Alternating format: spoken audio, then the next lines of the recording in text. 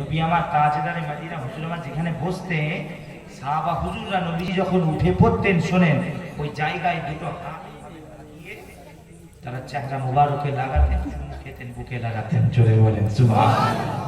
করেন আপনারা? আমরা নায়েবে নবীদের কি করি নাকি? এখন উঠে গেছে, আগে করতো। নবী তো আর আসবে না, নবীরা তো আর আসবে না, নবী দরজা তো আল্লাহ বন্ধ করে দিয়েছেন। নবী আমার শেষ নবী, খাতেম নবী, ঠিক কি না বলেন? তাই তো নাকি গো? তাহলে নবী আর আসবে না, কারা আসবে?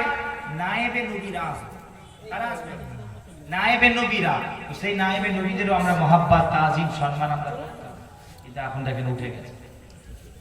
সাহাবা হুজুরদের মতো আদব মহাব্বত আমরা কই করি, করতে পারি?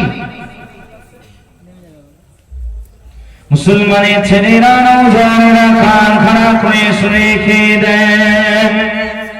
ও নবী পাকের উম্মতিরা, একটা জিহাদের ময়দানে নবীজির এক সাহাবা নবীজির খুন মুবারককে তিনি একটি পাত্রে ধারণ করে নিয়ে রাখলেন।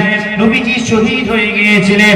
নবীজির রক্ত মুবারককে ওই এক সাহাবা তিনি একটা পাত্রে করে রেখে দিয়েছিলেন।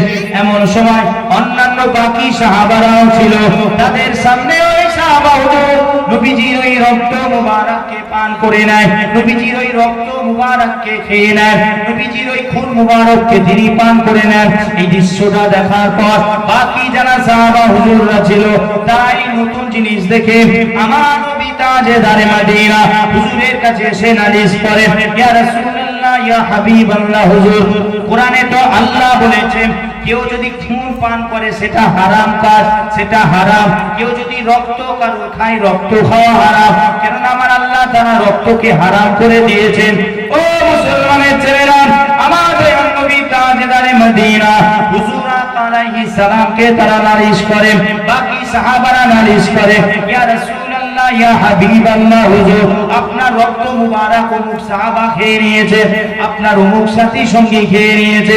এই কথা শোনার পর আমার নবী তাজদারে মদিনা বলেন, যাও যাও যাও, ওকে ডেকে নিয়ে এসো, আমার কাছে নিয়ে এসো।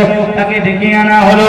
নবী আমার তাজদারে মদিনা তাকে জিজ্ঞাসা করেন, বাবা বলো তুমি কেন খেয়ে নিলে আমার রক্ত মুবারক, আমার রক্ত, আমার খুন তুমি কেন